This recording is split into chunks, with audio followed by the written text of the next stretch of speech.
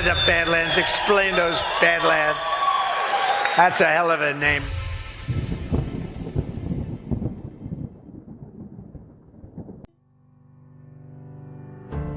Van Man's taking down big toothpaste with all natural oral care. Just pure, effective ingredients for a healthier smile. The Van never stops. Powered by hydroxyapatite, nature's secret weapon, loaded with minerals like eggshells and bone, two of the best forms of calcium to remineralize teeth and build strong bone tissue. Van Man's tooth powder combined with pulling oils and peppermint aloe mouth rinse is truly the ultimate fluoride-free dental hygiene bundle that saves you 25% of the individual prices. Head over to badlandsmedia.tv/vanman to hop on the van for the ultimate way to care for your teeth, naturally. That's badlandsmedia.tv/vanman.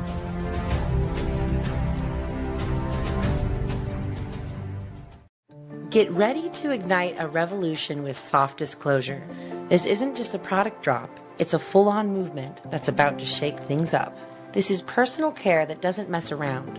No compromises, just pure, unapologetic quality. First up, the lotion. Supercharged with aloe, goat milk, and our exclusive Badlands oil blend, this isn't your average drugstore goop. It's a barrier-restoring powerhouse. Choose unscented when you want clean and simple, or vanilla citrus when you want to smell like you actually give a damn. Then, the deodorant. Natural, aluminum-free, and straight-up badass. Built to last with 2 months of daily use, with scents like crisp mint or bold lemon grapefruit. No gimmicks, just protection that actually delivers. And finally, the tallow bar. And no, it's not deodorant. It's a vanilla coffee tallow stick. Primal fuel for skin that's been through hell. Rub it where you need serious moisture. Elbows, hands, knees, basically anywhere you're tired of feeling like sandpaper or just want baby soft skin. Every bottle, stick, and bar is handcrafted in Colorado by Badlanders who live and breathe truth. Partnering with Willow Wind Farm and Badlands Media, we are putting our money where our morals are. Soft Disclosure, make truth your routine.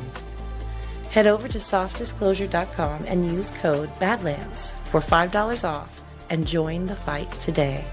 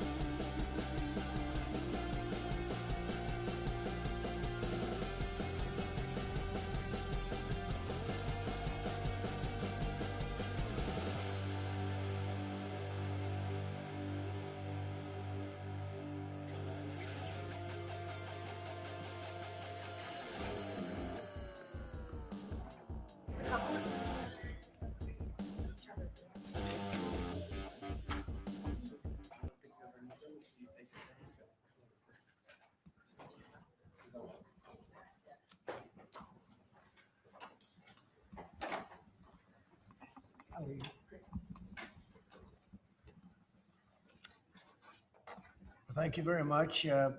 We'll start by signing 3 very important bills. And Will, would you discuss them, please? Yes, sir. This is HR 2808. This is the Home Buyers Privacy Protection Act. The congressman here was the lead sponsor, so I think maybe he John Ross, yes. say more about it than I John, can. please. Well, it's difficult for Americans to buy a home, particularly after the last 4 years, sir. But with the president's signature today, we're going to make it easy for people to buy a home without getting hassled. For years, their private personal information has been bought and sold in the open market, resulting in them getting innumerable phone calls and text messages.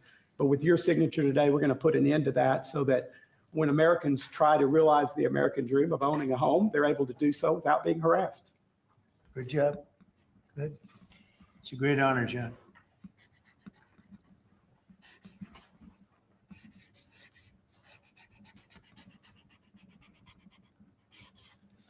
Okay, there it is.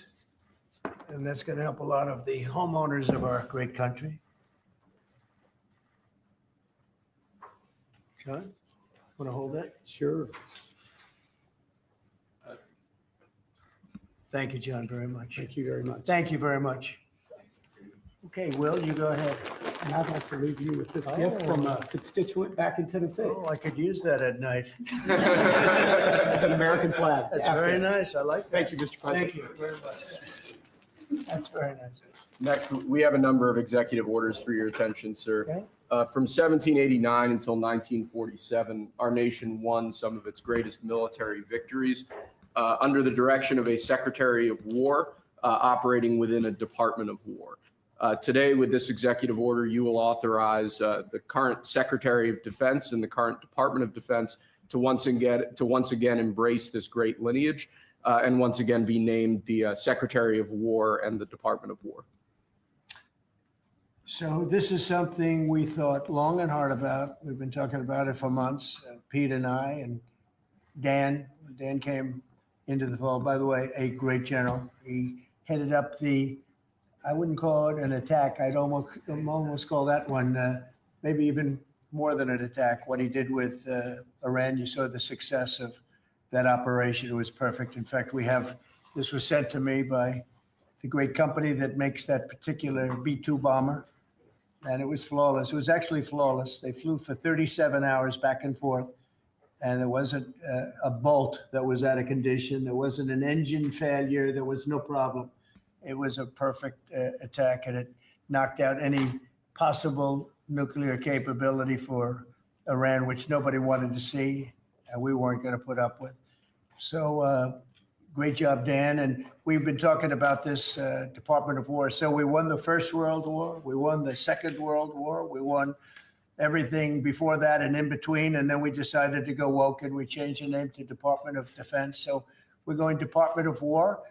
And I'd like to ask our Secretary of War to say a few words. Pete Hegseth. I think it's a much more appropriate name, especially in light of where the world is right now. We have the strongest military in the world. We have the greatest equipment in the world. We have the greatest manufacturers of equipment by far. There's nobody to even compete. And you see that with this and so many other things. The Patriots are the best. Every element of the military, we make the best by far. So, Pete, I'd like to ask you and maybe Dan Raisin Kane to say a few words, please. Mr. President, thank you. After winning a war for independence in 1789, George Washington established the War Department, and Henry Knox was his first Secretary of War. And this country won every major war after that, to include World War I and World War II. Total victory, Mr. President, as you said. Then 150 years after that, we changed the name after World War II from the Department of War to the Department of Defense in 1947. And as you pointed out, Mr. President, we haven't won a major war since, and that's not to disparage our warfighters, whether it's the Korean War, the Vietnam War, or our generation of Iraq and Afghanistan. That's to recognize that this name change is not just about renaming, it's about restoring. Words matter. It's restoring, as you've guided us to, Mr. President, restoring the warrior ethos, restoring victory and clarity as an end state, restoring intentionality to the use of force. So at your direction, Mr. President, the War Department is going to fight decisively, not endless conflicts. It's going to fight to win, not to lose. We're going to go on offense, not just on defense. Maximum lethality, not tepid legality. Violent effect, not politically correct. We're going to raise up warriors, not just defenders. So this War Department, Mr. President, just like America, is back. Thank you for your leadership and your clarity. We're going to set the tone for this country. America first, peace through strength, brought to you by the War Department. We're back. All right, thank you very much. Very well stated. And really it has to do with winning. We should have won every war. We could have won every war, but we really chose to be very politically correct or wokey. And we just fight forever. And then we'd, win, we wouldn't lose really. We just fight to sort of tie. We never wanted to win. Wars that every one of them we would have won easily with just a couple of little changes or a couple of little edicts. I was told that ISIS would take 5 years to win. And Dan Kane, when I told him how long would it take, he said, I think about 4 weeks, sir. I said, what do you mean 4 weeks? I was told 5 years by the people in Washington. You know who they were? 5 years. I said, you can't do it in 4 weeks. I actually flew to Iraq to meet with him, and I met him at a big air base. And remember that famous day, right? It turned out to be a famous day for our country because you're now the head of the Joint Chiefs of Staff, which is the biggest deal. And he is because he did things that everybody said couldn't do. So they said it was going to be 5 years, and he knocked them out in about 4 weeks total, 100%. We took over, and ISIS was gone, and pretty amazing. But we never fought to win, and now if we have to fight it all, we solved 7 wars. We have the one that I thought was going to be probably one of the easier ones, and that's with President Putin and Ukraine.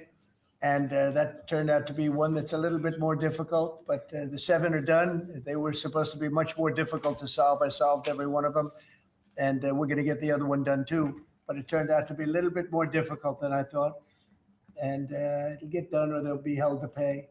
But because they're losing 6 to 7, it used to be 5. I used to tell you 5. Now it's almost 7. I guess 7,000 people last week, 7,813 people, young soldiers died, Russian and Ukrainian, not American soldiers. But it's a shame. And it's just, they're human lives, and I want to see it stop. But General Kane's done a fantastic job. And again, defeated ISIS, which they said would take a long time. And it didn't take a long time at all, and did other things that people said really couldn't happen. We have the greatest equipment in the world. We have the greatest soldiers in the world. Dan, say a few words, please. Yes, sir. Thank you, Mr. President. It's a true honor for me today to represent the incredible men and women of America's joint force. Today and every day, the 2.8 million service men and women stand ready to fulfill our sacred duty to protect America at home and abroad.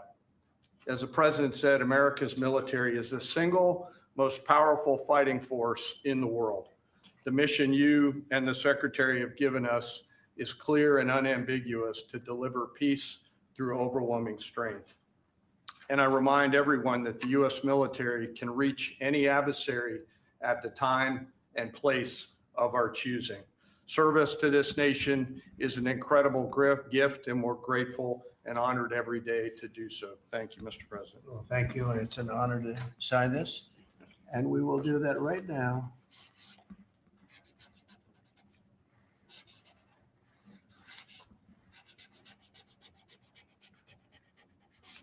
I think that's a big one, I'll be honest.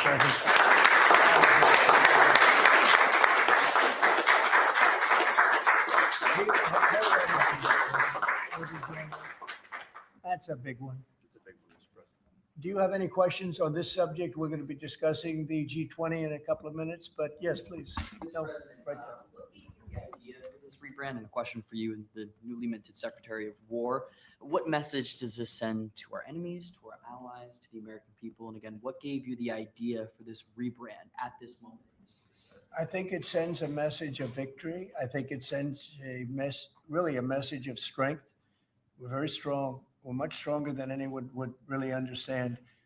And again, having the great equipment, we have just so much better. You look at all of the, just any of it, submarines as an example. We're 20 years ahead of anyone else. Nobody even compares. And I let a lot of this happen in my first term. We totally rebuilt our military. And then, of course, you had that catastrophe in Afghanistan where they gave up a lot of the equipment, but a relatively small amount, but a lot. It was a lot in Afghanistan. I think it was General, I'd say it was the most embarrassing day in the history of our country, the way that happened, the way they went to the wrong airport. They should have gone to Bagram, not the local little airport with no security, with tight quarters, et cetera. You know what happened. I think it was the most embarrassing moment in the history of our country, frankly. That was under the Biden administration. That was terrible.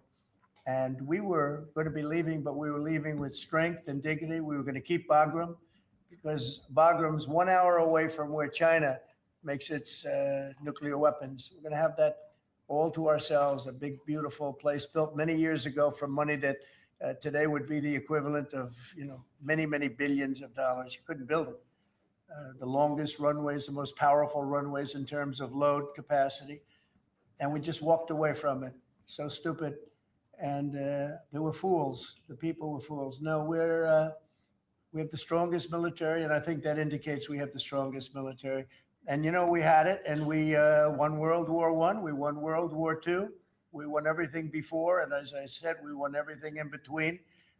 And we were very strong, but we never fought to win. We just didn't fight to win. We didn't lose anything, but we didn't fight to win. We could have won every one of those wars quickly. But they went a route that I think was probably politically correct, but not correct for our nation. So I think the Department of War sends a signal. Yeah, please. You alluded to this a little while ago. You said that this rename is a good reflection of where the world is at right now. How do you square naming it the Department of War when you've been pursuing peace in so many different parts of the world? Well, I think I've gotten peace because of the fact that we're strong. If we weren't strong, those 7 deals I told you about, the 7 wars, a majority of them wouldn't have happened. They happened for 2 reasons, trade and our strength. Those are the 2 reasons. And probably strength may be more important than trade. So if I was very proud of all those wars. Those were wars that could not be settled, and I settled all of them. And we'll get the other one settled also. That'll get settled. But without the strength, we wouldn't have settled any of them. Yeah, please. Mr. President, is it your expectation that Congress will codify this name change in the law? I don't know, but we're going to find out. But I'm not sure they have to. We're signing an executive order today, but we're going to find out. We're going to see. If they do, we're going with it, and we're going with it very strongly. There's a question as to whether or not they have to, but we'll put it before Congress. Do you know how much this rebrand will actually cost? And are there any concerns about, the Pentagon's mission of actually cutting back on spending? Yeah, but not a lot.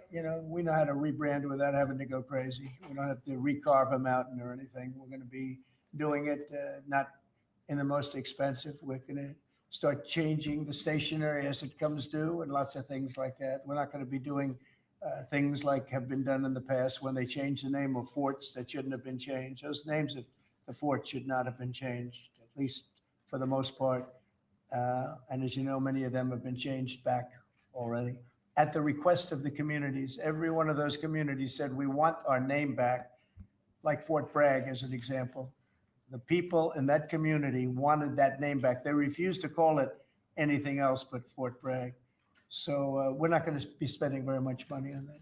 Yes, Sir, please. when you spoke with the Europeans and Zelensky earlier this week, did you preview this for them, and did you say what security guarantees they might be involved in? This is nothing to do with anybody but the United States of America, the people of America. This is who I talked to about changing a name. This is a very important change because it's an attitude, and we know how to win. We've been winning, and we're going to win like you've never seen. Wait till these factories start to open up that are being built all over the country. You're going to see things happen in this country that nobody expects. We have over $17 trillion in investment coming into the country. We never did anything even remotely close to that. No other country has either, by the way. So you're going to see things that are pretty amazing, but it's really about winning. And what about the security guarantees aspect of that with Ukraine, sir? Well, we'll work that out. We'll help them. Look, we want to save a lot of lives, so we'll do something with that. I think people expect that. We'll help them. Europe will be first in by far, and they want to be first, and they want to see it end. Europe wants to see it end, and it'll end. It'll end all of a sudden. It's going to come together. You watch. Yeah, did you want something? Right here. Yeah, behind you, please. Yes. Yes, sir. You have to be shy about taking bold, decisive, offensive action to protect American values. Strikes in Iran, the strikes this past Tuesday on the positively ID'd Tren de Aragua narco-terrorists. Is that going to be a critical function of the Department of War moving It forward? depends on the individual instance. We don't want drugs coming in from Venezuela or anybody else or any place else, so we'll be tough on that. We don't want human trafficking. We don't want to see people coming in where they open their prisons from all over the world and they dump their prisoners into our country, which is what they did in the Biden administration, where they took insane asylums and places that held people that were seriously mentally ill, mentally incompetent, mentally dangerous, and they dumped those people into our country, and we're trying to get them out now. What they've done, what the Democrats and Biden have done to this country will go down in infamy. What they have done to our country, and especially that, they created the worst inflation we've ever had. That's nothing compared to what they did with the people in our country right now. And we're getting them out. And it's not easy when you have the liberal judges destroying our country. But we've won them all. We've won it all, ultimately won it all. Hard process. It should be easier. We know who it is. We know exactly who we're looking for. We had 11,000 murderers dropped into our country. We've gotten a lot of them out. Or in some cases, they're so dangerous, we were afraid to get them out because they'd come back in. But for the last 120 days, 0 people came in. Can you imagine? This is me speaking, but these are figures developed by, they say, a pretty liberal group of people. They admit that 0 people came into our country. Think of that. A year ago, it was millions of people were coming in, millions. They were coming in. You could look at them and you could say, big trouble. And that's what we have in our country. But we're getting them out. And despite that, we're doing really well. Yeah, please, Brian. Yeah. Well, the recruitment's the most exciting thing. So when I was campaigning for the office, numbers were coming out that the recruitment numbers, generally, you can speak to it better than anybody, the recruitment into the military, all branches of the military and police and firemen and everything else. Anything having to do with like a public service, the numbers were horrible, record-setting bad. And now they're record-setting good. We're setting every record every month for recruitment. We're packed in the Army, Navy, Air Force, Marines, Coast Guard. My beautiful I love Space Command. I love Space. I see Space Command, but Space Force has been, we've got a waiting list of people wanting to go in. A year ago, especially a year and a half ago, when I took the lead in the polls, which was very early, it really helped with the recruiting. And when I won from November 5th on, it's been amazing. And over the last 4 or 5 months, we're just packed. It was very hard to get police officers. Now the departments are loaded up. Everyone wants to be a policeman or woman. So it's been a great thing. General, do you want to talk about that? Sure. As you said, serving our nation is an incredible gift that we give, and the reward on that gift pays back exponentially year over year. And I think the young people of America are seeing the importance of service, and whether it's in any of our armed services or in local police, fire, or rescue, service is an important thing that I personally encourage, and I know everyone else in government service sees that same reward. And Peter, on recruitment, what do you think? I was down at Fort Benning, the newly properly renamed Fort Benning yesterday, watching Army basic training, and they're so full they can't barely handle the throughput. It is truly historic across all the services, as you said. It's been a surge into I was going to say the Defense Department, but I will say the War Department, and that you might almost call it a vibe shift. an attitude shift, a feeling that the country is back, that service is back. And there were military families last year, Mr. President, that said, I don't know if I can recommend, I mean, I wrote a book on this. I don't know if I can recommend service to my son or daughter, given what's been done to our military. You heard it over and over and over again. And I hear from those same military families right now, sir, and they're saying, I recommend to my kids that they go into this department, this Pentagon, under this commander in chief, who they know you'll have their back and they want to serve. So it is historic, and it's the biggest reflection of how motivated Americans are by your leadership, sir. You know, really, it's nothing more than spirit, love for the country. I guess the esprit de corps, as they say, you have more of that than we've had maybe ever, frankly. But to see it turn over a period of less than a year, I would say, but to see it turn, nobody wanted to go into the military. Now everybody wants to go into the military. Jennifer, you wanted? Yeah, there's some new reporting on North Korea and this Navy SEAL incident in 2019. Can you say if the administration has engaged with North Korea on that incident since it happened recently? Yeah. And then can you share some I recollections? don't know anything about it. No. Can you- I'd have to, I could look, but I know nothing about Can it. you confirm that it happened? I don't know anything about it. I'm hearing it now for the first time. Okay, great. And then on the Hyundai incident in Georgia with the arrest of some workers, construction workers at the plant, have you heard any feedback from Hyundai? I just heard about that a little while before the news conference, and I would say that they were illegal aliens, and ICE was just doing its job. But I know nothing about the instance. It happened a little while ago. There has been some pushback on that though from South Korea already, and of course, they pledged to invest 150 billion in the U.S. They were just here, last week. Are you concerned? Well, and at they all? have the right to sell cars and things in our country. It's Yeah. not like a one-sided deal. Are you concerned at all about, your immigration agenda potentially clashing with these economic goals? Well, we want to get along with other countries, and we want to have a great, stable workforce. And we had, as I understand it, a lot of illegal aliens, some not the best of people, but we had a lot of illegal aliens working there. So, look, they're doing their job. That's what they have to do. These are people that came through with Biden. They came through illegally. They came into our country. So we have to do our job. The now Department of War has been involved in the crime cleanup in DC. You've tasked Congress with proposing and passing a crime bill. What are some things that you would really like to see codified in that crime bill? Well, I think one of the things is the cashless bail. It's killing it. When that came out, originally, when that came out the first time, that's when you saw the real big crime start to happen.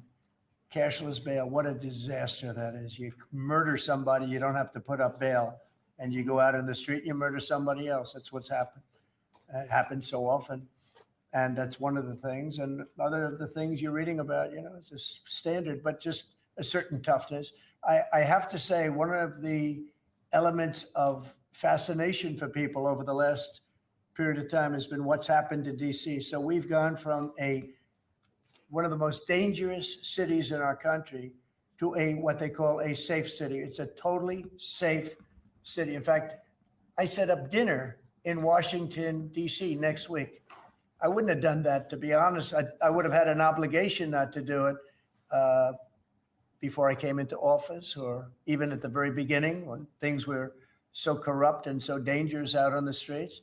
So Washington, D.C. has had virtually no crime. We even have a mayor that's admitting to it, and she's a liberal Democrat, in all fairness. She's a person that hasn't gotten exactly along with Republicans over the years. And she said she's never seen anything like it. So Washington, D.C. is a totally safe city. We have virtually no crime. It's gone from the most unsafe city in the United States, almost, just about, to one of the safest cities, maybe the safest city in the United States. That's a tremendous compliment to our military, what we did. The National Guard's done a fantastic job. Yeah, please. Mr. President, can I ask about Florida real quick? Florida House Speaker Daniel Perez was at the White House yesterday as part of a leadership summit. Yes. We understand you met with him separately.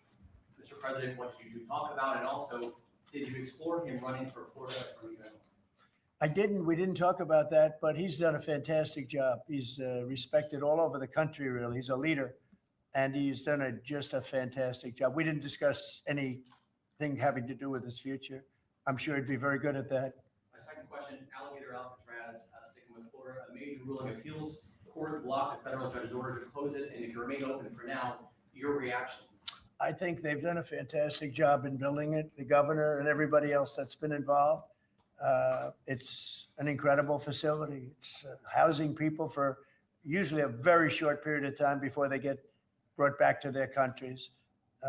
As you know, we focus on criminals before we focus on anybody else, and we're taking thousands and thousands of criminals out every month out of our country, some of them murderers. And I think Florida's done a great job by building it. And whether it's Alligator, Alcatraz, or anything else you want to call it, I was there. I visited with the governor, with other people. I guess Nikki was there. Tom Homan's been there a lot. A lot of people have been there from, it's an amazing facility for what it is. It's not a hotel. It's not supposed to be a hotel, but they've done a great job with it. And I'm very happy with the judge's decision.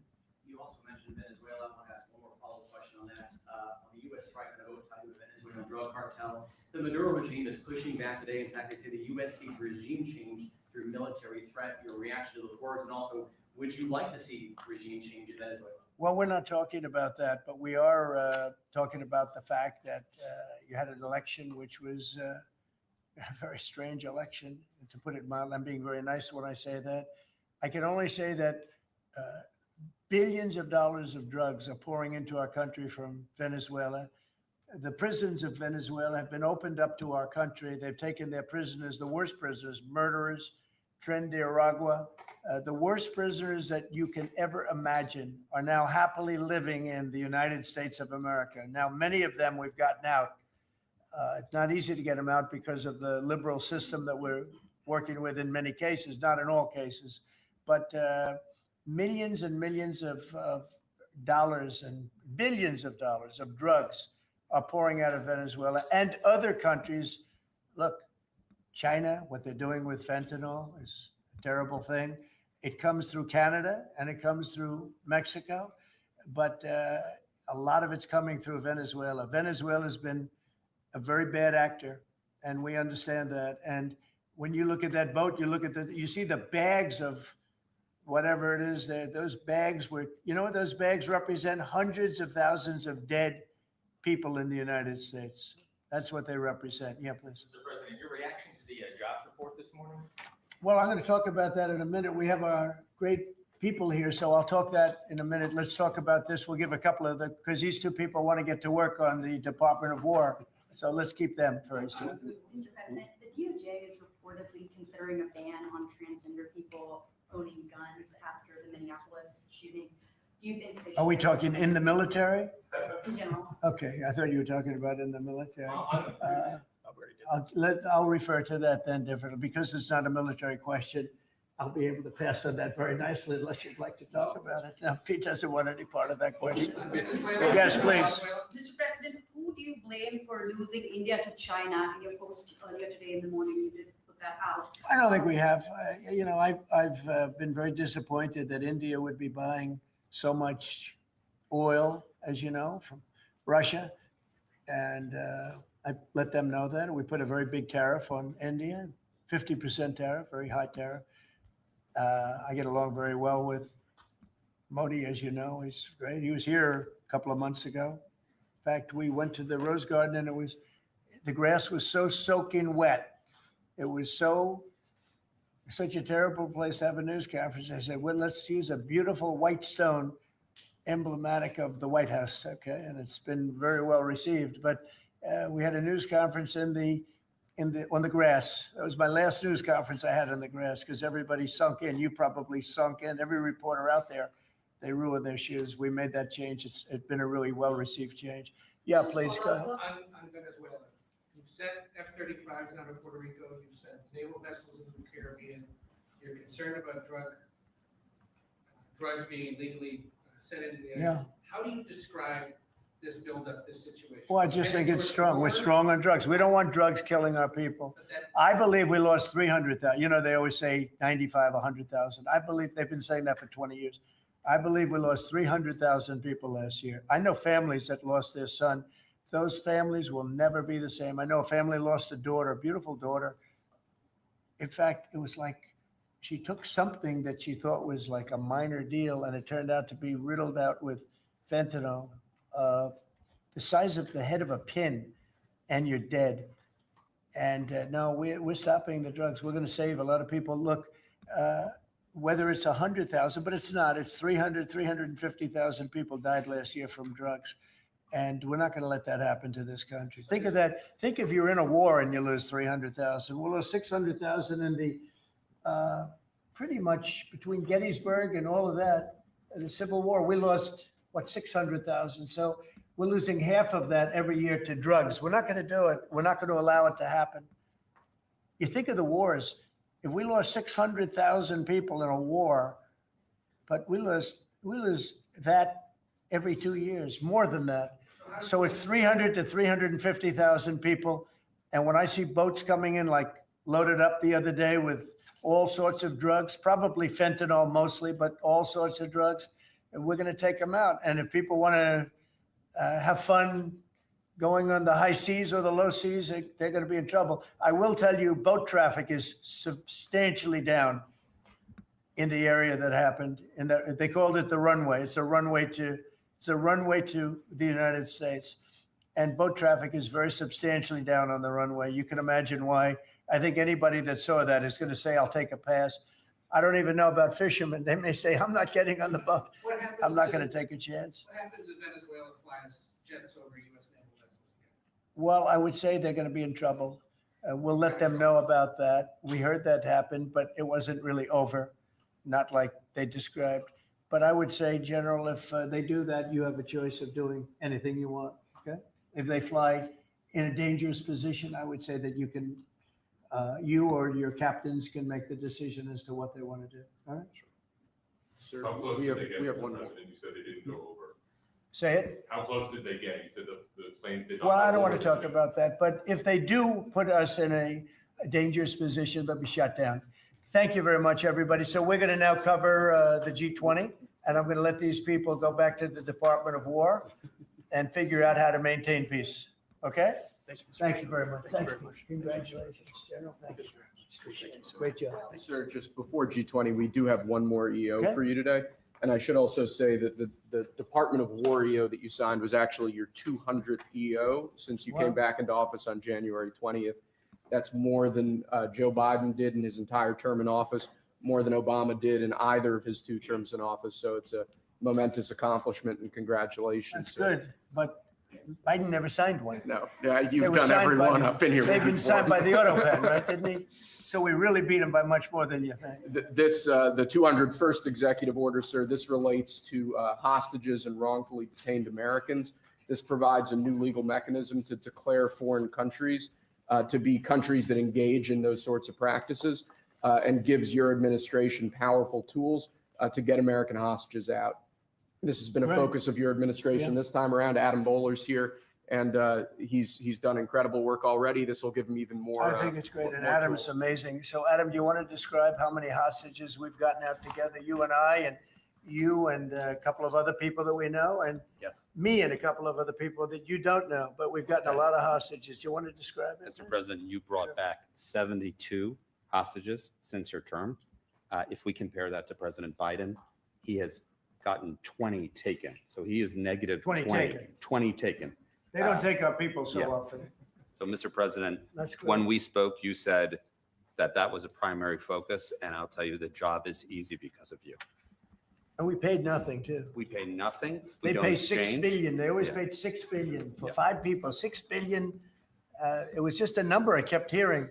Not only that, 6 billion plus we'd get like one person, and they'd get 6. They got one, the Prince of Doom, they call him. He was the #1 arms merchant anywhere in the world ever. And they got him out. And on top of that, we paid money. So, no, we don't do that. You know, once you pay money, then a lot of people start disappearing. They start grabbing reporters too.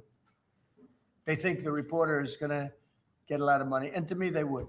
You'll be well taken care of. I better stress that because otherwise we have headlines. He said this or he said that. No, I'm not smiling about it. But they would. They'd be grabbing reporters. They'd be grabbing everybody. And especially when you pay the kind of money that Biden and Obama, they used to pay money that was crazy. we don't pay. And if you don't pay, they find it to be not a lucrative business anymore. That's fantastic. Would you like to say something? Julia. So it's really Spihar, Special Envoy Bola, it's Rick Grinnell, it's Steve Witkoff who brought Americans home. But with this EO you are signing today, you are drawing a line in the sand that US citizens will not be used as bargaining chips.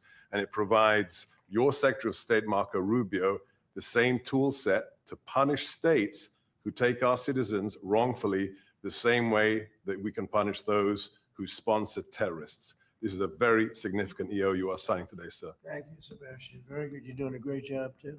And this is your Director for Hostage Affairs at the Yes, NSC. and I hear. So Julia was seminal as well to all of this. I heard you're doing unbelievable. Would you like to say something? Absolutely. It's a outstanding EO, absolutely unprecedented action against those foreign adversaries who would take our people. They now know they are on notice, and it's not acceptable. And if you take our people now, you will pay. You know, Adam gave up a job where he was making tremendous amounts of money, big stuff, top of the line Wall Street. And he wanted to do this. He wanted to do hostages. I offered him other jobs too, very big jobs. He said, I was shocked actually. He didn't want them. He wanted to do hostage negotiation. And pretty amazing. Thank you very much. Appreciate it. Appreciate it. Thank you all. Do you have any questions for them on this very important subject? I think it shows a lot of your leadership as far as fighting for Americans and fighting for humans. And to think that, Joe Biden went in negative territory. Oh, he went way negative. Way negative, and you're actually making progress on this. I think this does send a message to the world that you don't negotiate, we're going to stay strong in that type of what they call business. Well, one little anecdote that may be of interest. We were told by numerous families who had missing loved ones during the Biden administration that this building, Biden's National Security Council, told those families not to talk about their missing loved ones, to be quiet, not to create any pressure on Biden and on Jake Sullivan, the key propagator of the Russia hoax. This administration has met with those families on a weekly basis. Right. People like Adam, yourself, sir, your envoys are doing everything to get every single American home, not to tell them not to talk about their loved ones, but bring them home.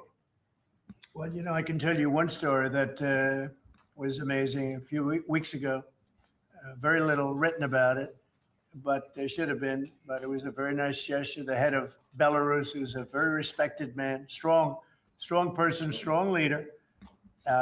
He released 16 hostages. John Cole, a lawyer who works for me, great lawyer actually, one of the greatest lawyers. But John Cole was over there and he heard that they had hostages. And you know about this, 16 people he released. And I just want to thank the head of Belarus. But while John was over there, they had, I believe, another 1,400 hostages. Now, not from us, from places all over the world. And just pretty tough place in all fairness, but they had 1,400. And I believe they're going to be releasing a lot of those 1,400. They're not, I think very few, if any. We got pretty much ours back. And we didn't pay anything, but I very much gave my respects to the leader of the country. Was again, he's a very strong man, but he's got 1,400 or 1,500 or a large number. And we're talking about releasing them. Some are political, I guess a lot of them are political. And looks like they're going to be released at some point in the pretty near future. So it's a great thing. They have to respect your country. If they respect you and they respect your country, they release it. If they don't, then you have to pay $6 billion. I mean, $6 billion. Can you imagine that, paying $6 billion? Kind of related, but not really. Could you comment on Tina Peters, who's been locked up behind bars from Colorado defending the election? I think you put out a truth a couple days ago about it. We have a wonderful woman who was an election official, and she saw cheating in Colorado, and she viewed it as horrible, and she said, what's going on here? And she went to the machine and she tried to open to find out whether or not it was cheating. And they went to her and they said, did you touch this machine? Yes. And they arrested her. They arrested her instead of the people that did the cheating. It's a state charge, so it's hard to do anything with, but we're gonna do something, what they did in Colorado. Look, Colorado just went to all mail-in voting. That means they cheat. That's why they lost, that's one of the reasons, but that's a big reason why they just lost the whole Space Command situation that is going to Alabama. But when you have mail-in voting, you have nothing but cheating. But this woman is a real patriot, and they put her in jail for a long time. She's 72 years old, 73 years old. And she wanted to find out. She didn't do anything. She touched the machine. She looked at the machine. She's trying to find out what was going on. And they went and arrested her for doing that. And it was supposed to be the other way around. I'm glad you brought that up. They should let her go, let her out. Thank you. Yeah, please. This isn't really a subject that gets talked a lot about, Mr. President, but what about your team's strategy has made them so effective at getting a record amount of these hostages? Many of them have been forgotten about home. I think they respect us. I think they respect us. They know we're not going to pay. Adam is a great negotiator. Steve Witkoff is a great negotiator. Seb is a great negotiator. They're all smart people. They're a little bit natural negotiators. Some people aren't good negotiators. Nothing you can do about it. And they're afraid of you, sir. Yeah, well, maybe. I don't know. I hope so, or whatever. We have the best. I'd like to say respect, but whatever it takes. Yeah. I actually say whatever it takes. But we've gotten a lot of people out, and we'll continue. We don't have too many in. How many are you working on right now? There's not a lot left. Yeah, we got most of our people out. We got them mostly back. Mr. President, do you have an update on the negotiations to release the rest of the hostages in Gaza? We're in very deep negotiation with Hamas. We said, let them all out right now, let them all out. And much better things will happen for them. But if you don't let them all out, it's going to be a tough situation. It's going to be nasty. That's my opinion. Israel's choice, but that's my opinion. They got to let them out. You got 20 plus you have about 38 dead people, young, beautiful, dead people. And I'll tell you, the parents want them every bit as much, almost more than as if their son or daughter were alive. But you have many dead people that are coming out as part of the deal. It's 20 people, but I think of the 20, there could be some that have recently died, is what I'm hearing. I hope that's wrong. But you have over 30 bodies in this negotiation. Can you believe? I mean, we negotiate for people that are living here. We know that at least 30 people are dead, and we're negotiating to get them out. The parents want them back so badly, as if they were alive. Every bit as much. It's really pretty amazing. It's very sad. I'm in the middle of it. And I put out the other day, I said, we want all 20. We don't want two. I was the one with myself and my people, Steve Witkoff, and Jared Kushner was great on this. But they got a lot of people out. We got almost all of them out. They're down to 20. But Adam, we got like a tremendous number out. But I always said, when you get down to the final 10 or 20, you're not going to get them out unless you're going to do a lot. And doing a lot means capitulation. That's no good either. It's a very tough situation. But I put out the other day, let them all out. Every single one. No more twos and ones. We'll give you one this week, and in 2 months, we'll give you two more. And there's negotiation going on right now. Okay. And real quick, what is the biggest challenge negotiating with Hamas right now? 10 to 20, what do they want to let them free? Well, they're asking for some things that are fine. Look, you have to understand, you have to remember October 7th. People forget October 7th. It's not an easy thing to forget, right? But people forget, or they maybe purposely forget October 7th. So, you have to put that into the equation very strongly. It's amazing. Some people even deny it. They deny it. They're crazy. But I've seen tape that's as violent as anything that you can imagine.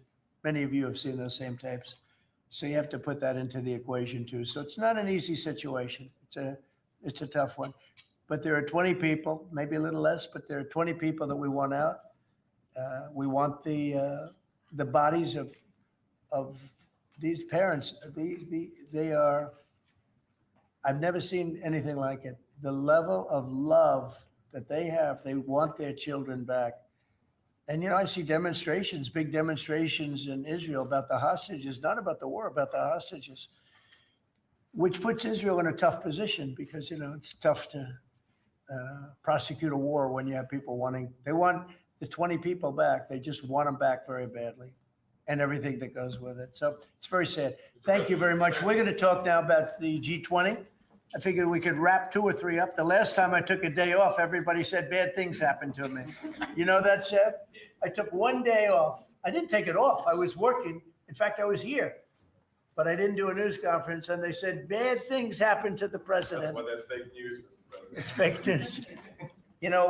Obama, if you look, Biden, he had a press conference. He missed it for about a year, right? About a year. And I never saw any stories like that about him. He didn't have, and when he had one, they'd ask him, what flavor ice cream do you like? He'd say vanilla. How many times have they asked him that question? What's your favorite ice cream, sir? Vanilla. Okay, that's enough. Thank you, ladies and gentlemen. They don't have to go through this, but we all have a good time. I only do it for one reason. I think it's good for the country. And we are very transparent. There's never been transparency like we have. There's nothing to hide. So thank you very much on this, Will. Great job. Appreciate it. So we're going to talk about Florida, the great state of Florida now, because it's going to be a very exciting thing to host the G20. And as we celebrate our nation's 250th anniversary next year, the United States will have the honor of hosting exactly that, the G20 summit right here in America for the first time in nearly 20 years. This afternoon, I'm thrilled to announce that the 2026 G20 conference, which will be, I could read off the countries that we're talking about, but you know who they are, I think. Does anybody want me to list them specifically? Jennifer, you're okay? Okay, but will be held in one of our country's greatest cities, beautiful Miami, Florida, where we have the mayor with us, Mayor Suarez. And I want to thank Francis for being here. I thought he might be in this office. He almost got there. There's a couple of votes. Right? A couple of votes. It's not as easy as they think. Right? It's not that easy. But he's an amazing guy, very popular in Florida. The agenda for next year's summit is being organized by Treasury Secretary Scott Bessent, who is right here. Hi, Scott. I saw him standing over there, nice, tall, good-looking guy, but he moved very quickly. Carolyn, you did a good job. Does Caroline do a good job, would you say? Is she a star? How do you compare with the last administration's person? No? You don't want to get into that. Yeah, I think we're very happy with Caroline.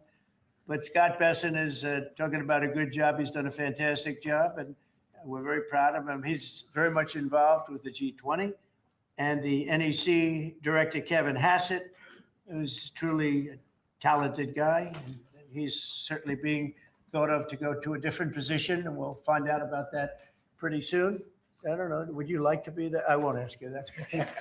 I think, who wouldn't want it? I think it's the greatest position in the world. You know, you come out, you make a speech, and then you go away for 30 days or 40 days, and you come out, make another speech. The market goes up or down, depending on what you want to say. I've never seen an easier position than that. Unfortunately, you need good instincts. So we have somebody in there now that doesn't have them. We call them too late. But it will focus on unleashing economic prosperity by eliminating the burdensome regulations, unlocking affordable energy, and pioneering new technologies. And it's going to be very important. The United States is already leading by example, and America is the hottest country anywhere on earth. We have more being built under construction now than they think anybody that they've ever seen. I mean, literally, some of these places are just really unbelievable what they're building, the size. You know, if you spend $50 million on a shopping center someplace, that's a big building, pretty big building. But when you spend $50 billion on essentially a building, I have buildings going up for $50 billion. They're going to be building their own electricity. And many of them have been given permits already to go, and they're starting construction. Some have started construction quite a while ago, and very early in the administration. We let them do that. You know, we have a grid that's obviously an old grid. It's been around for a long time.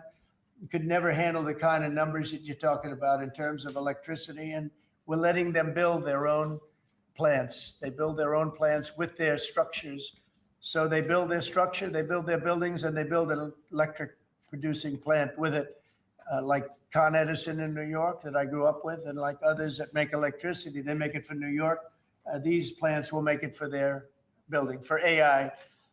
Then you have a lot of the car plants going up. Most of them won't need that kind of electricity, but they have the right to do that also. So we're allowing companies to build electric plants. They become essentially, Scott, I guess they become utilities, right? If you think about it. And it's very exciting. We're going to end up with more electricity than China, and it's going to be built at no cost to us. And I'm telling them, build more than you need and you'll sell it back into the grid. So they'll be able to sell it back into the grid on top of everything else at no cost to the American taxpayer. It's very exciting. And frankly, if we didn't do that, we wouldn't be leading with AI. We wouldn't be probably even doing any AI. It would be 20 years to get an approval. So they're building massive amounts of electricity as we speak. We've eliminated $5 trillion worth of federal regulations, another big thing since I took office. And if you remember the first term, we took out more regulation than any other president in history times. You could add the top 4 and they wouldn't come anywhere close to what we were. That's one of the reasons we had such the most successful 4 years of any president economically. And this is blowing it away. I think this will blow it away when these plants start to even getting close to opening. I think you're going to see numbers that we've not seen before. And we've increased oil production by more than 300 barrels a day. That's a lot. Blue collar wages are rising at the fastest rate in 60 years, and trillions of dollars of investment is pouring into the USA. It's going to be over $17 trillion very shortly. And nobody ever thought a thing like that was possible. What made it possible were, number one, they were happy with November 5th. They were happy with the election. And number two, the tariffs are bringing countries in. I mean, it's so vital to our country. It's before the courts now, and I hope we're going to do very well. We had 4 great opinions just come out, as you know, from judges. In a couple of cases, there were Obama-appointed judges that felt they had to do what was right for the country. So I respect that greatly. I respect them for doing it. But we have very strong opinions, and it'll end up going to the Supreme Court. And it's just vital for the country. Vital, absolutely. We're at a level that we've never thought we'd be at, and it's because of the tariffs. Countries are pouring into our country because of you avoid tariffs if you build here. If you don't build here, you pay a lot of money. But if you build here, so what people are doing is they're coming in, they're building here. No different than what other countries have done to us. But we have a big advantage over other countries. We have a market that we built up during our 4 years. That was amazing. We took a commanding lead during that 4-year period. So it's a very exciting thing. But I look forward to showing our incredible success to the world when we visit Miami next year. And I'd like to ask Mayor Suarez, truly a highly respected gentleman who's loved in his city. And we're gonna do a great job. We're gonna work together and do a fantastic job. Mayor, would you say a few words, please? Of course. Thank you, Mr. President. It's a tremendous honor to be with you here today in the Oval Office to make this historic announcement. Just looking at the sign, which is so beautiful. Good job. Yeah, it's a great job. As you know, Mr. President, you were elected by double digits. You were the first Republican president over 30 years to win Miami-Dade County. And you did it because you followed through on your promises. And in Miami, what we're doing is we are following through on those promises as well. We've kept taxes low. We've kept people safe. We've leaned into innovation. We've grown 150% in the last 10 years. We've created one of the most intriguing ecosystems in the world. And this decision is not only generationally important for the city, but it puts the city on the map as one of the truly great global cities. So on behalf of all of the workers of Miami, those that work in the hospitality industry, I know you own many hospitality assets and properties, all of the small business owners who are going to benefit economically from having the G20 in Miami. Tremendous benefit. It's going to bring in millions and millions of dollars. We just say thank you. We thank you for believing in us. We thank you for highlighting our city in a time when we have the lowest homeless rate in 11 years. We're on the precipice of having the lowest homicide rate in history, and with the lowest taxes. So we're following your America First agenda, and we're creating success in, Miami's the greatest city in the world, we believe. Thank you, Mayor. We'll We'll see be you down highlighting there. it. We'll see you down there before then, but we'll see you down there. Scott, would you like to say a few words? Yes, sir. So we're excited to have the G20. And what's important about the G20, President Trump's America First initiative does not mean America alone. It means America leads. So we will be holding the G20 in the capital of the world, Miami, next year, to showcase the beginning of President Trump's second term. Will be a year and a half into it. We will have done peace deals, tax deals, trade deals. We've made the U.S. the best place to come start a business, have tax certainty, energy certainty, and regulatory certainty. And it's going to be an exciting event. And the U.S., just as the president was saying earlier about the Defense Department of War, the U.S. is back on the international stage as a leader. We have whittled down the G20 back to basics. We are making it work for the American people better than ever.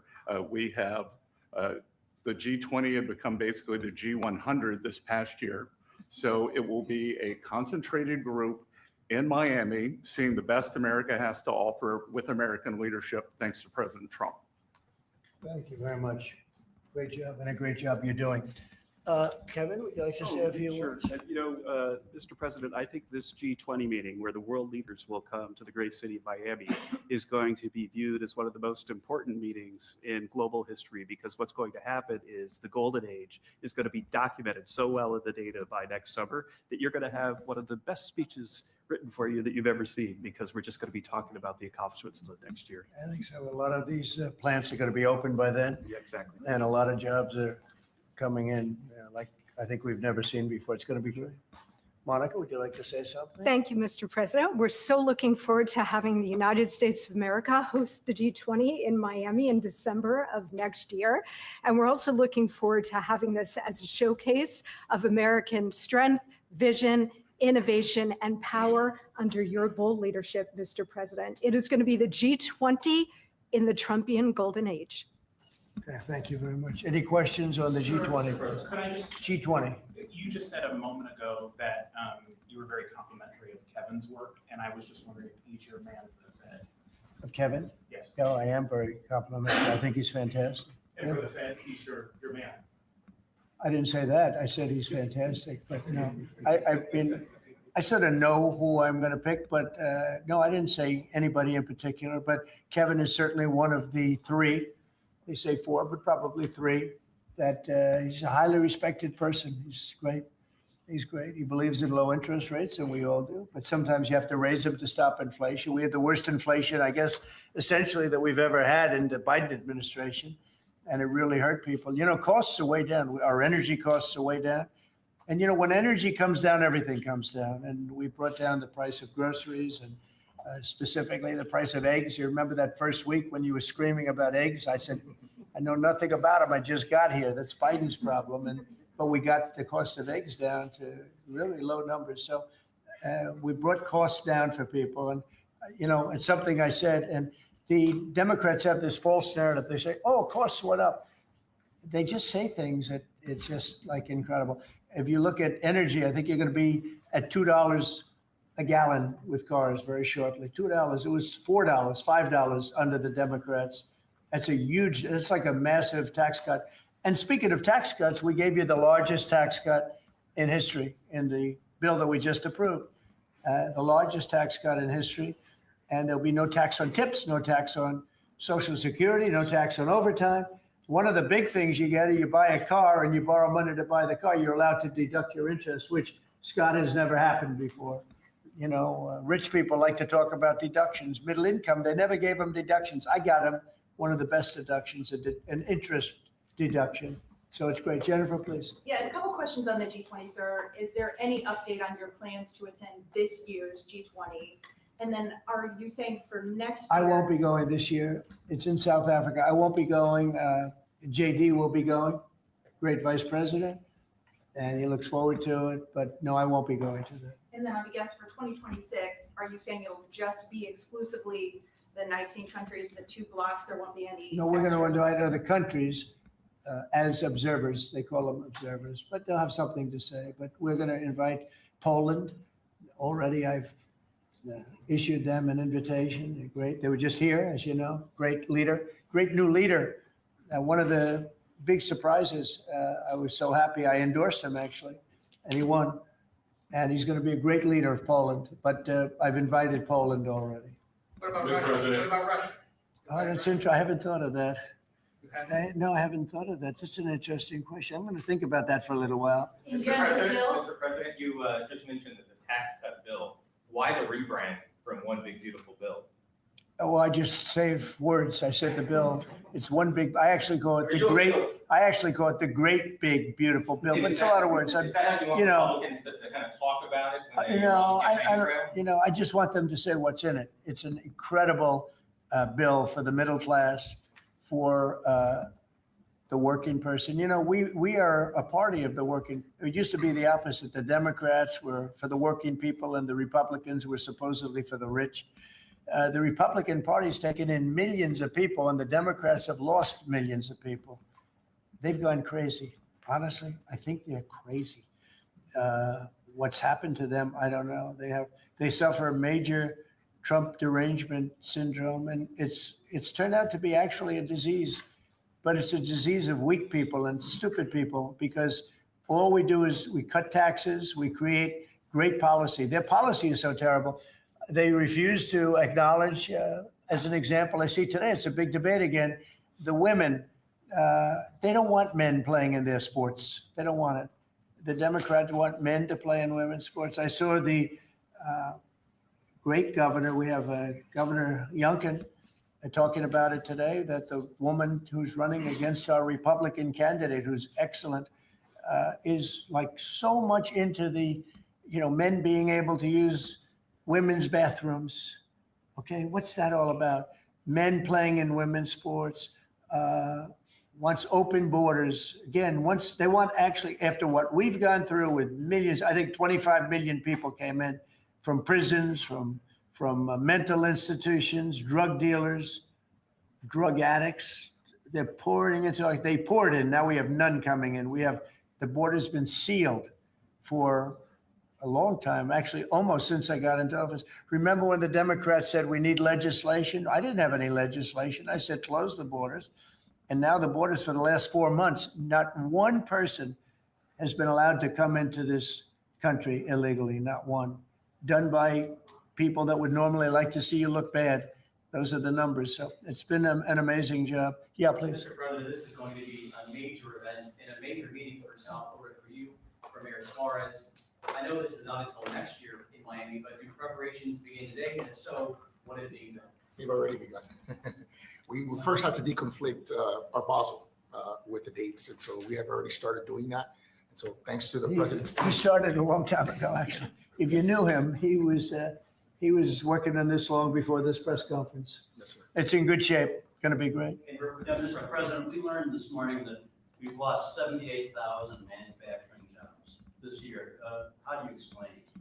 Well, one thing we have is, we have the interest rates are too high. That was, a matter of the Fed.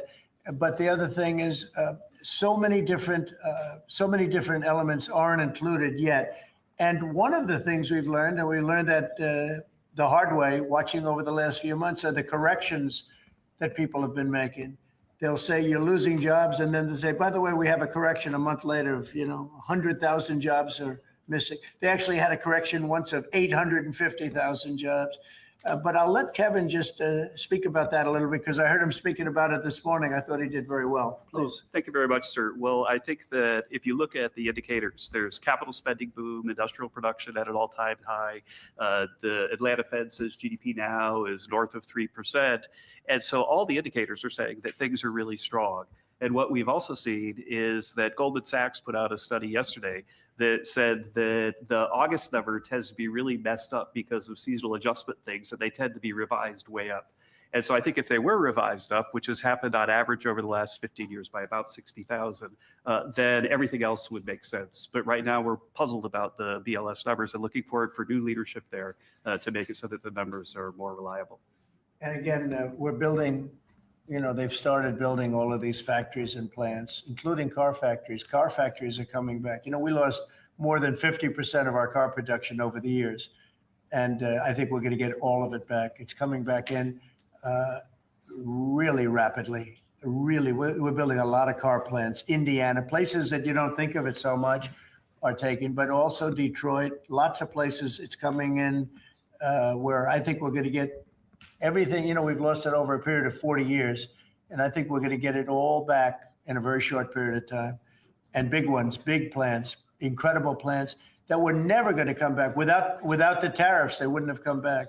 And I think without the election on November 5th, they wouldn't come back either. The election was very important also. Yeah, please. As we've been here, Mayor Adams of New York has announced that he's staying in the mayoral race there. Can you react to that, but also tell us? No, I mean, he has to do what he wants. No, I mean, he's free to do what he wants. It would seem to me, and everybody in this room, including you, that the only way you're going to beat the communists, because you have a communist running, which is fine. I'll have to deal with a communist in New York City. I never thought that was going to happen.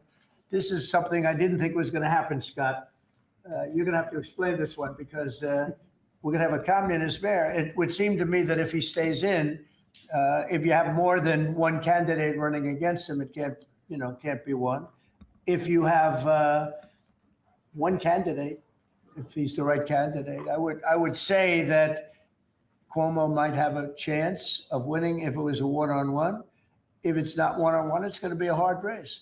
And we'll get used to a communist, and he's going to have to go through the White House and get approvals for everything. And we're going to make sure that New York is not hurt. We want to make sure that New York is cherished and taken care of. And so I didn't know he was running or not running. But you didn't offer him an ambassador? No, I didn't do that. No, I wouldn't do that.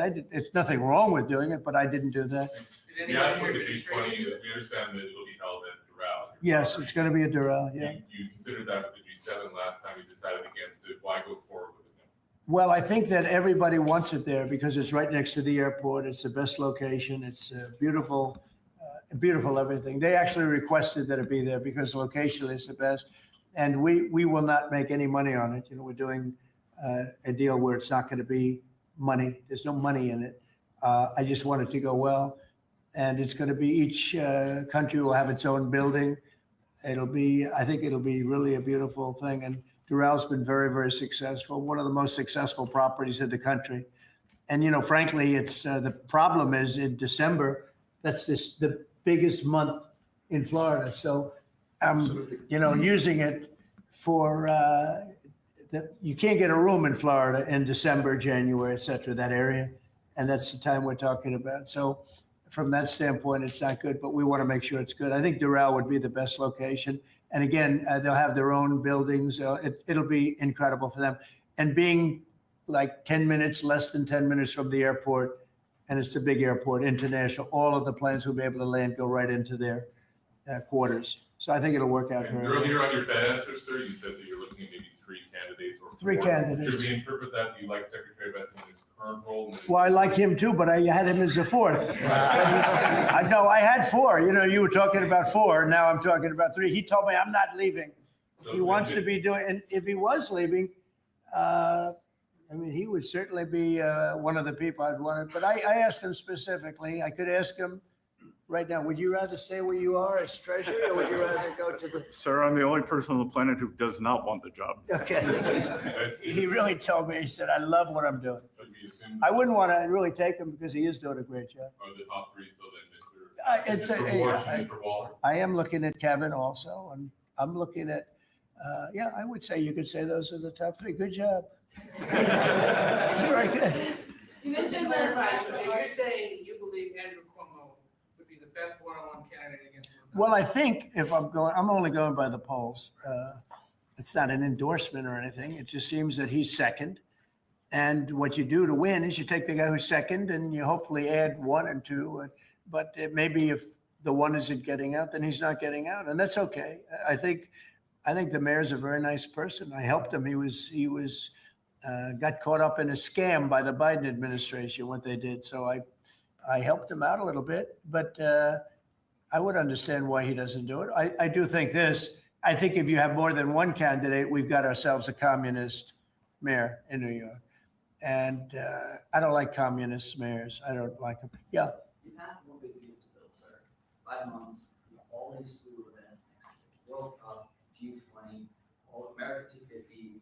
Given these, what's your economic outlook for the year 2026? How much growth do you think is reasonable for us to expect economically next year? Well, I heard, and we were on a very downward path with Biden, and I heard that the most we could do is 1% GDP, and now I'm hearing 3.2% and 3.5% and all.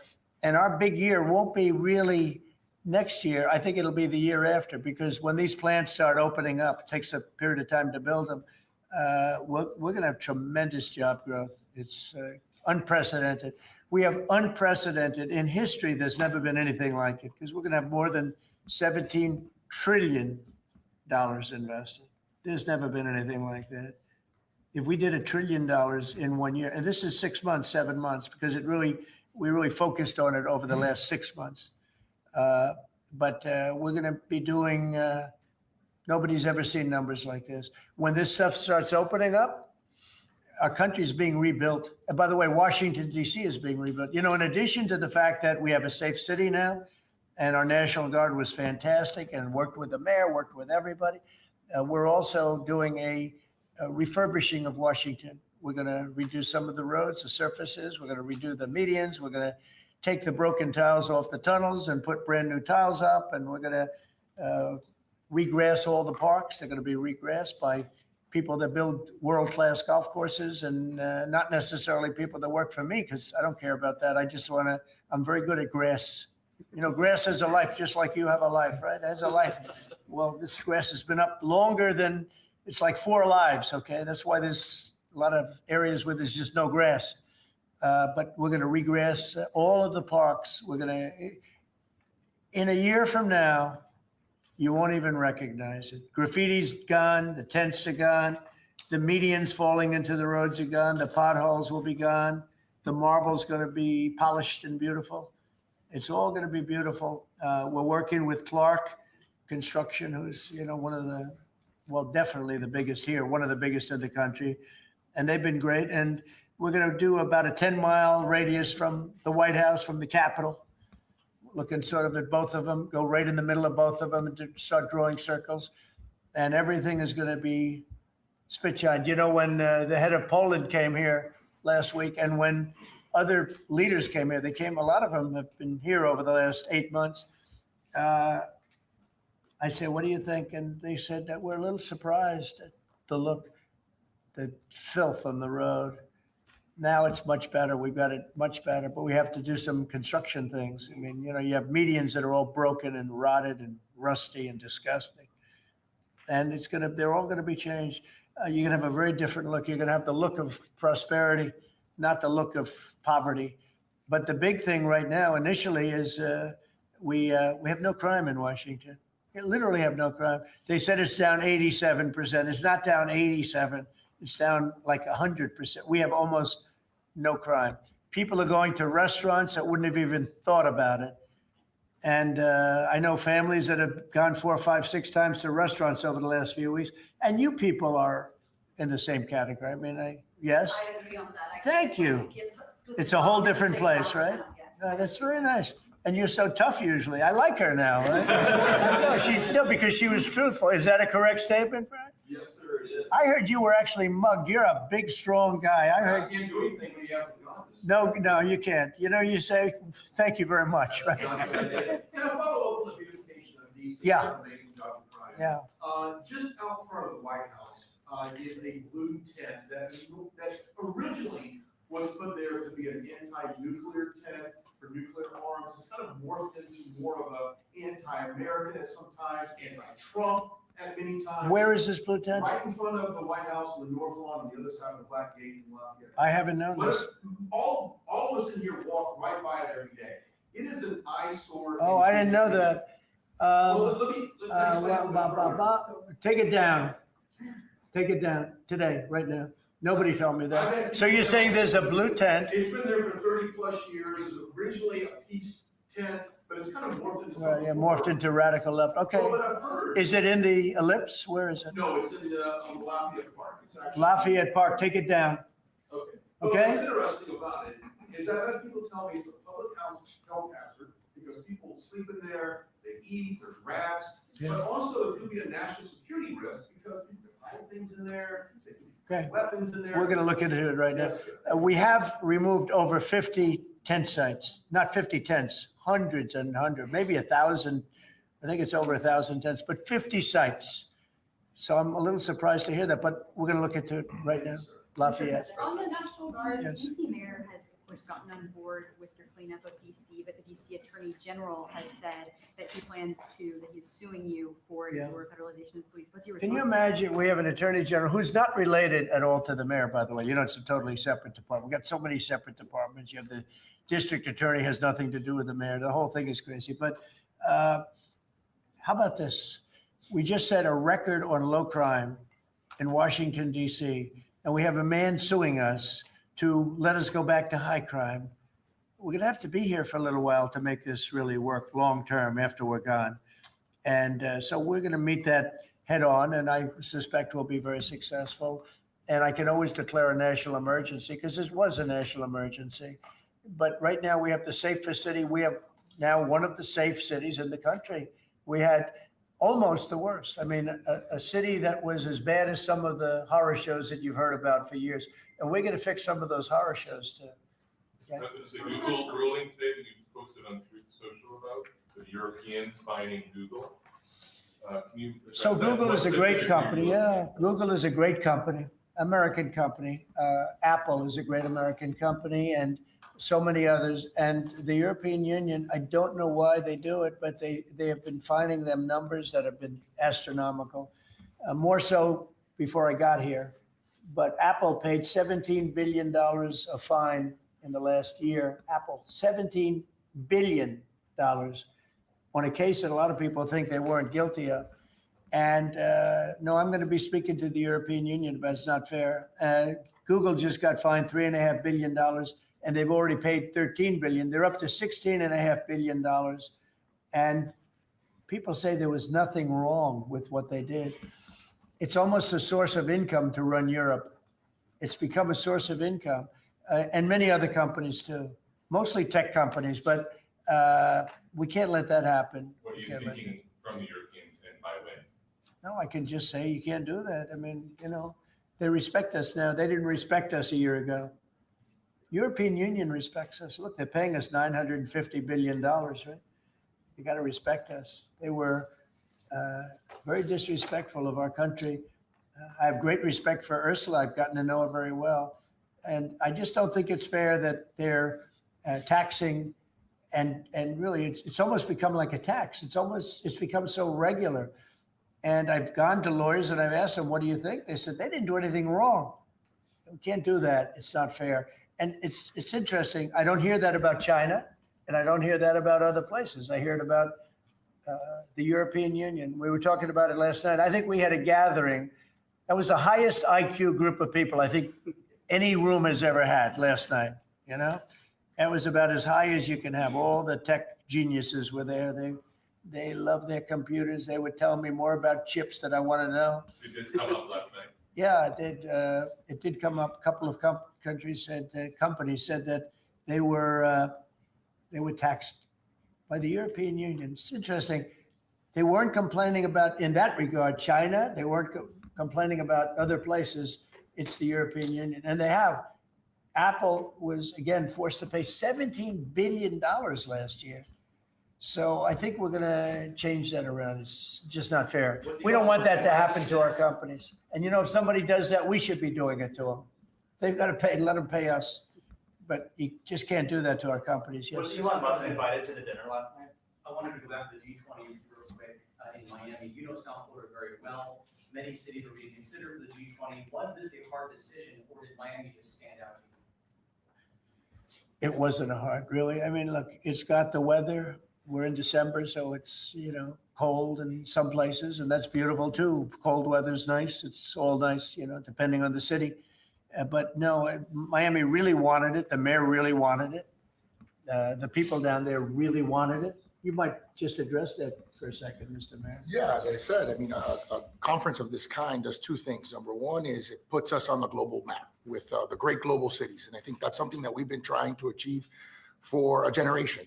And I think number two, it's a tremendous boom for your economy. I mean, as the president knows, he has, multiple hospitality assets, and the working people of Miami, the small business owners are going to benefit tremendously from the economic impact of a conference like this in our city. So it's an image thing, but it's also benefiting working people in our community. Do you think Xi and Putin will attend the G20 there? That's an interesting question. I'd love them to if they want to. I mean, they can, as observers. They'd be observers. So I'm not sure they want to be an observer. But if they want to, we can certainly talk. Can I ask you another Florida question? The vaccine mandates that were rolled back for school children.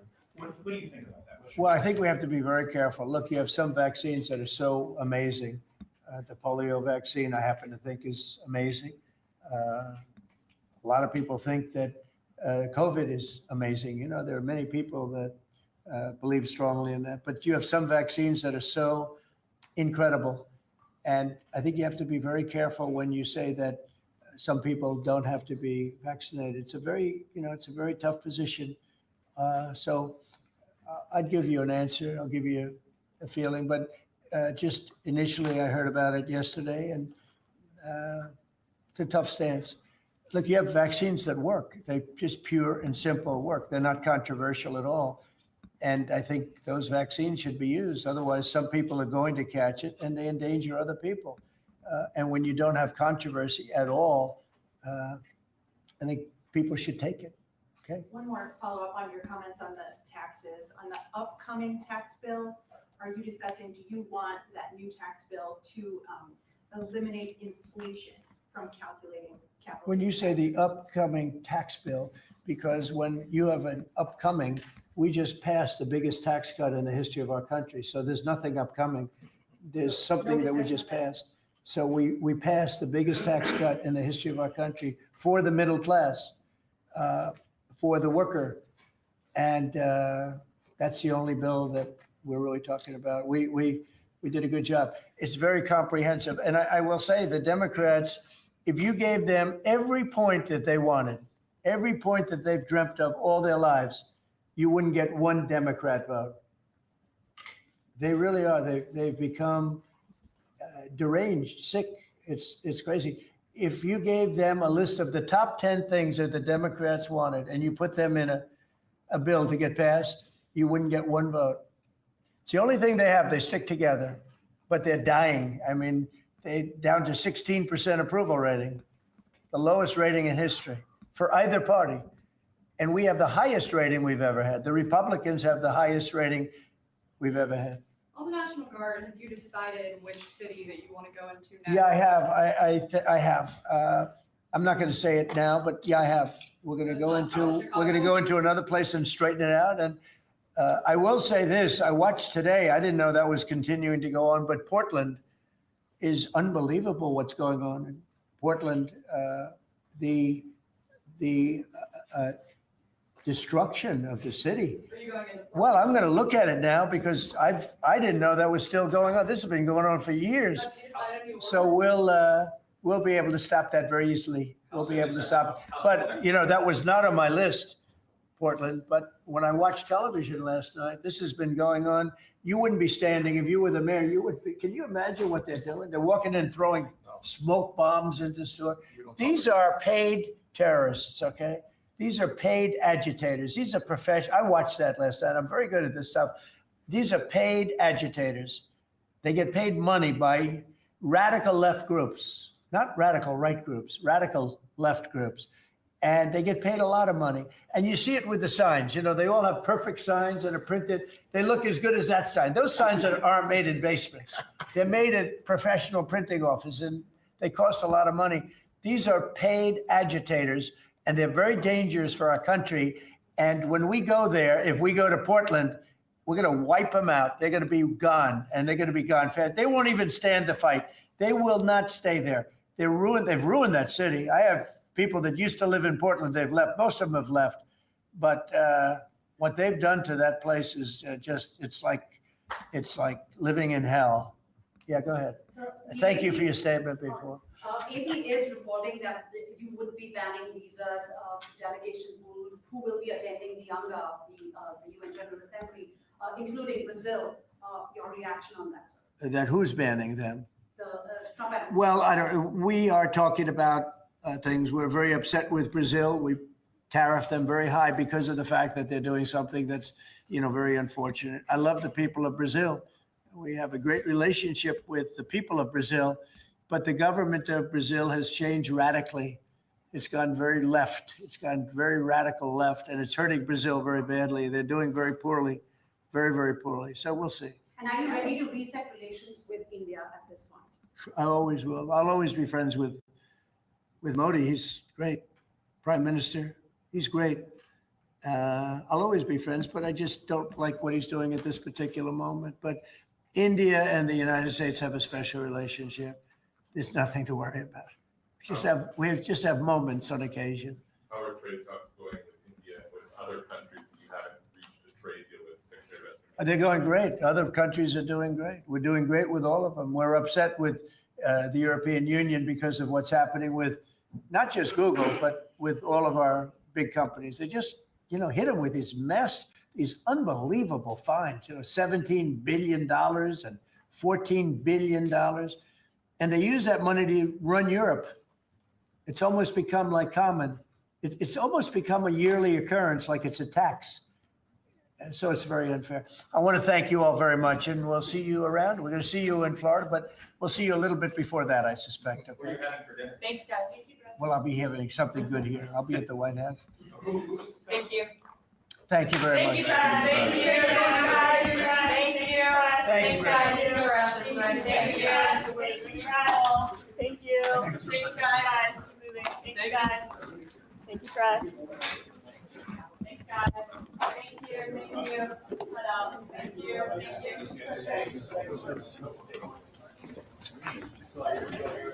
Introducing All Good Ingredients with Purpose. All Good is making self-care great again with clean, natural essentials that deliver results. Elevate your hair care routine with All Good's Deep Conditioning Tallow Hair Mask. In just 30 minutes, every few washes, this powerful formula deeply nourishes, strengthens, and restores radiant shine, leaving your hair soft, manageable, and frizz-free. No PFAs, no carcinogens, and no BS. All Good uses only purposeful natural ingredients like 100% grass-fed tallow and premium organic oils for unmatched quality.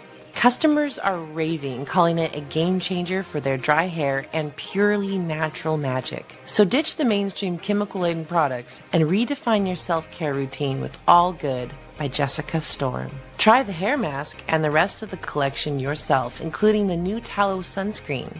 Visit badlandsmedia.tv/allgood, and a portion of your purchase goes directly to support Badlands Media. Use promo code Badlands for 5% off, plus free shipping over $75. That's badlandsmedia.tv/allgood, promo code Badlands. Get ready to ignite a revolution with Soft Disclosure. This isn't just a product drop, it's a full-on movement that's about to shake things up. This is personal care that doesn't mess around. No compromises, just pure, unapologetic quality. First up, the lotion. Supercharged with aloe, goat milk, and our exclusive Badlands oil blend, this isn't your average drugstore goop. It's a barrier-restoring powerhouse. Choose unscented when you want clean and simple, or vanilla citrus when you want to smell like you actually give a damn. Then, the deodorant. Natural, aluminum-free, and straight-up badass. Built to last with 2 months of daily use, with scents like crisp mint or bold lemon grapefruit. No gimmicks, just protection that actually delivers. And finally, the tallow bar. And no, it's not deodorant. It's a vanilla coffee tallow stick. Primal fuel for skin that's been through hell. Rub it where you need serious moisture. Elbows, hands, knees, basically anywhere you're tired of feeling like sandpaper or just want baby soft skin. Every bottle, stick, and bar is handcrafted in Colorado by Badlanders who live and breathe truth. Partnering with Willow Wind Farm and Badlands Media, we are putting our money where our morals are. Soft disclosure, make truth your routine. Head over to softdisclosure.com and use code BADLANDS for $5 off and join the fight today.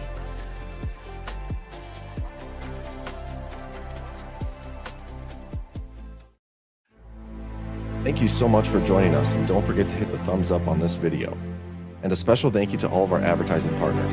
Please remember to shift your dollars to support those businesses that support Badlands Media.